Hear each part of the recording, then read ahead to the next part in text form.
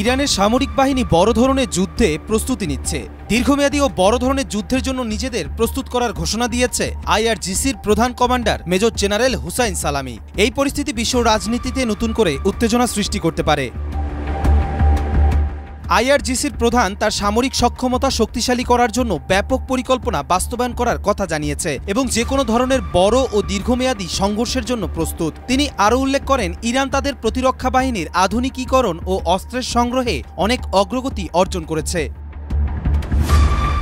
ইরানের এই ঘোষণা পশ্চিমা দেশগুলোর পাশাপাশি মধ্যপ্রাচ্যের দেশগুলোর জন্য উদ্বেগের কারণ হয়ে দাঁড়িয়েছে। বিশেষ করে ইরানের পরমাণু কর্মসূচি ও ক্ষেপণাস্ত্র প্রযুক্তি নিয়ে বিশ্ব নেতাদের মধ্যে দীর্ঘদিন ধরে মতবিরোধ রয়েছে। ইরান জানিয়েছে যে তাদের প্রতিরক্ষা কার্যক্রম সম্পূর্ণভাবে শান্তিপূর্ণ ও দেশটির জাতীয় নিরাপত্তা রক্ষায় প্রয়োজনীয়।